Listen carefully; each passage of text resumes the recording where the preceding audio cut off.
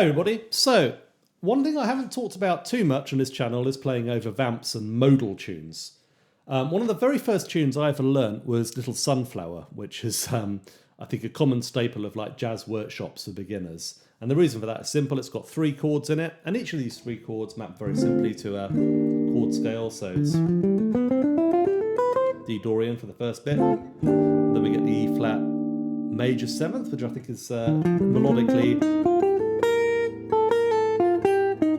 kind of suggests the Lydian and the melody of the original tune. Then we sidestep down to a D major 7th, where that's normally the D Lydian there as well. In practice, what happens is usually people just sort of noodle up and down the scales. It's something like this.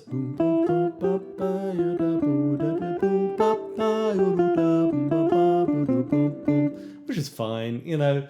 I mean, it's quite good to do that, to get used to the sound of the scale. But of course, that's not what really good jazz musicians do to these tunes, such as, for instance, Freddie Hubbard, who wrote it.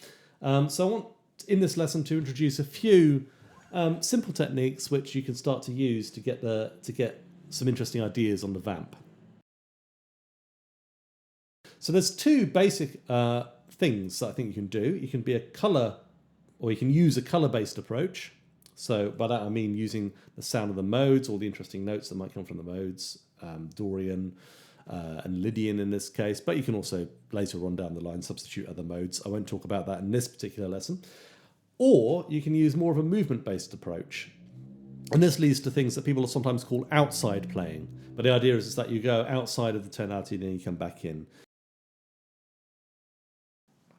First one I want to talk about is using the Pentatonix. So the most obvious way to use the pentatonic scale would be just to match it to the chord. So for instance, you can play, you know, D blues or a D minor pentatonic.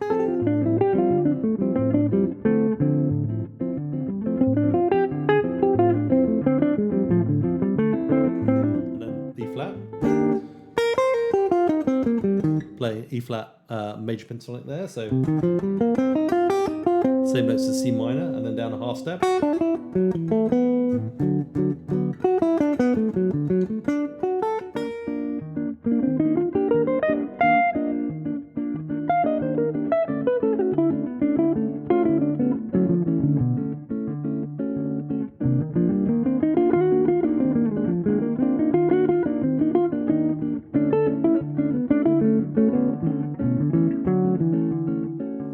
So that's fine, but I would say, in general, the problem with that is that we end up kind of emphasizing the notes of the D minor 7th. I mean, that's not necessarily a problem, but if we want to get more of the sound of the mode, we probably want to have some other notes in there. So one of the simplest ways of doing that is just to put the pentatonic scale, let's say, on a 5th of the chord. So in this case, it's A, the D minor. So we put a minor pentatonic on A. Not just play the notes up and down the scale, but kind of like leaving a note out and skipping across the strings and stuff, which is kind of hard on the guitar, but it leads to a more interesting effect, I think, for, you know, just being able to access some of these interesting sounds over the D minor chord.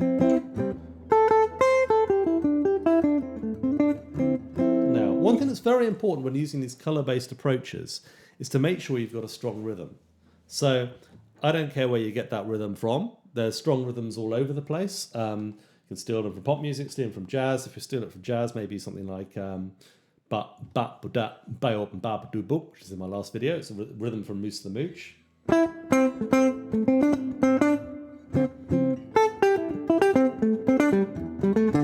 I find that kind of gives me inspiration enough to sort of, you know, do something else. Or let me think of another one. Maybe ba-doo ba ba dee ba doo ba bo dee.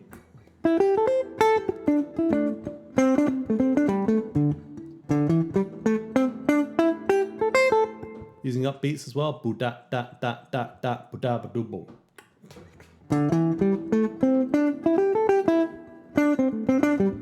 So because all the notes of a mode or a, you know, a nice pentatonic sort of substitute like this, they're all good sounding notes. Because of that, you have to really work to produce something that's like musically interesting, and rhythm is an important part of that. Whereas if we're playing like 2-5-1 licks, There's usually some kind of rhythm already built into that, you know, for like typical bebop vocabulary and stuff like that. So if we move to the E flat, Lydian, we can then, or the E flat major 7th, we can then use the B flat,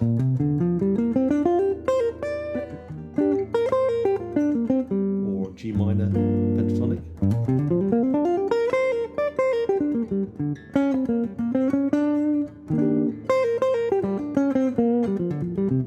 I think the blue note sounds really nice there.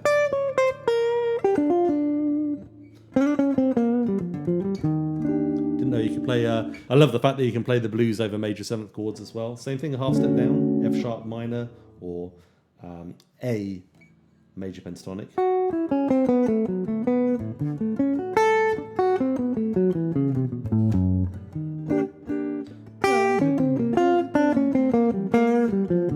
And the advantage of this, of course, you can lean into all of your blues licks as well. So I was doing my nerdy, breaking the scale up into my jazz intervals as well, you know. And this is why I'm suggesting this first, because I think it starts on, you know, familiar ground.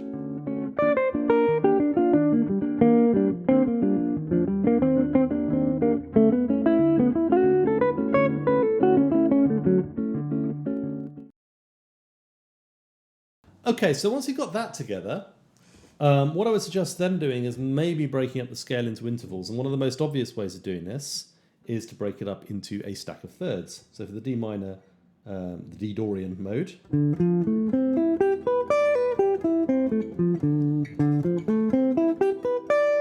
you can thread the other notes in into this position.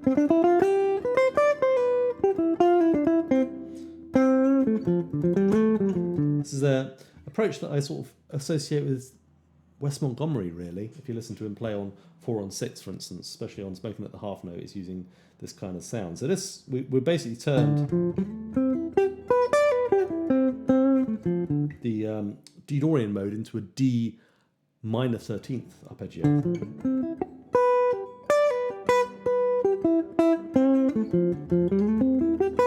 really like the B over the D minor. It's a hip sound.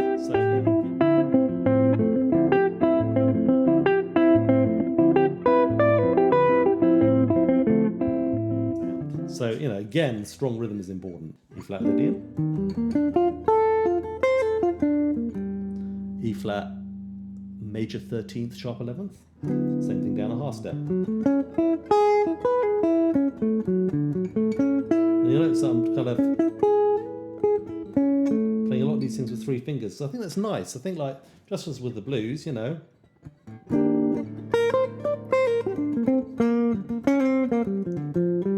you know,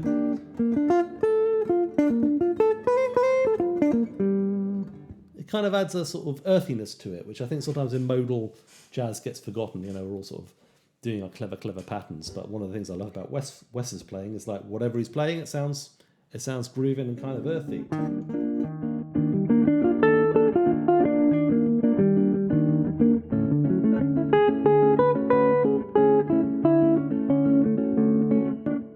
And you can do other things. I mean, you can break, you know, if I'm playing the right mode, you know, that can, you know, that can be a little bit more advanced if you want it. But I think the third thing just sounds really good. Okay, so the simplest way to introduce movement into this, and not just play the colours of the mode, is to incorporate a 2-5-1. And you can really drop this wherever you want, but the most conventional way would be to have the 2-5-1 going in the penultimate bar of, you know, the A section.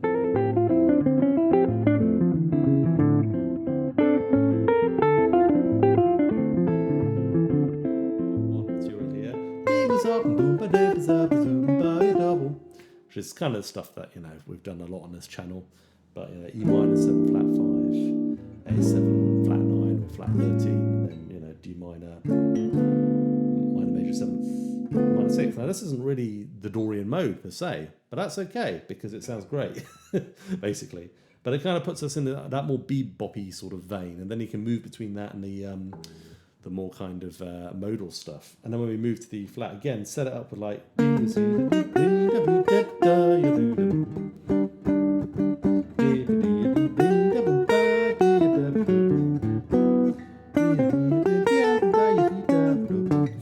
alterations you want over the top of that, as long as you resolve strongly to the D major or the E flat major or whatever you're going to.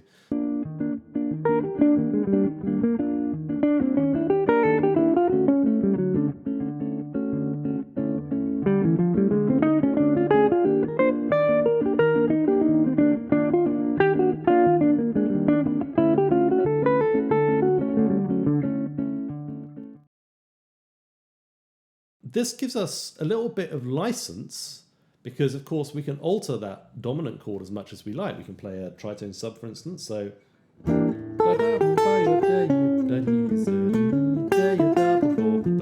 that brings us into the realm of the altered scale, really. Not just that. I mean,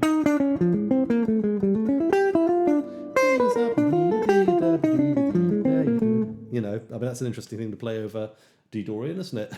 So there I was going from like playing C7, and then moving to E flat 7, and resolving to the chord tones of D minor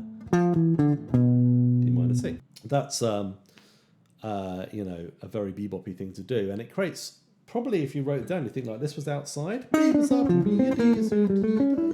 But I mean, really, it is going somewhere.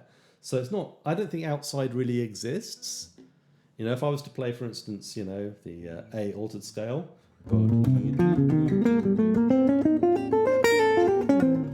over the D minor, you know, and then resolve to the D minor, it wouldn't be outside anymore. It would be functioning. It's going somewhere. It's moving harmony. And so, you know, or you know, diminished scale.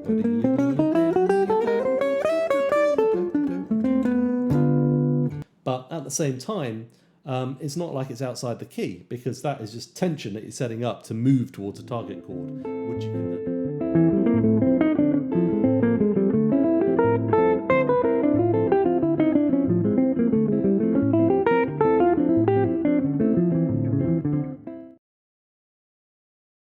And that moves us, I think, towards the simplest outside technique, which is playing side slips. And this is really easy on the guitar. So D minor. So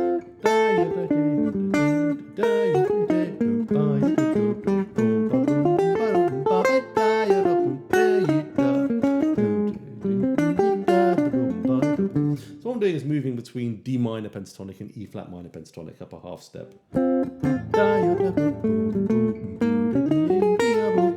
Now, the art lies in being able to connect these two things, just like it does for a 2-5-1.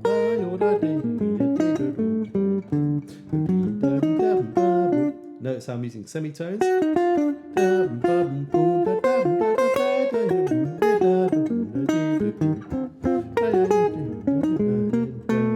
To make the resolution. You don't have to do that necessarily, but it does make it a lot easier. In the same way as with a 2-5-1.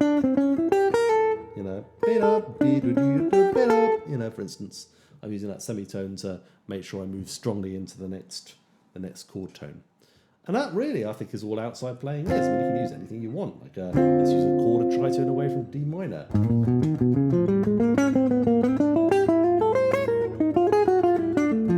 mean, it still resolves, right? I can play anything, and provided I move to D minor eventually, it's going to sound like it's made sense, you know. And you can practice sort of playing with that, setting up the expectation of resolution and delaying it for as long as you can, and then resolving it. And your mark may vary on how much of that your ears can take, but it's certainly an exercise worth doing in terms of just like working out how far you can push it. Although Little Sunflower, it must be said, is quite a chilled out, nice, relaxing tune, not necessarily, you know, something where you might want to do that like some kind of fusion thing like Protocol or something. So, you know, obviously when actually performing music, your taste and your judgment is important, but you know, it's fun to play around with that stuff. And on the guitar it's very easy because you're just literally moving up a half step. I would especially do this on a D minor, I think.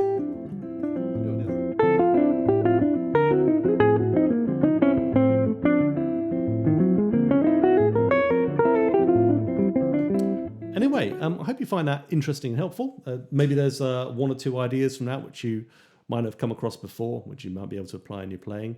Thanks for watching. Let me know what you think below.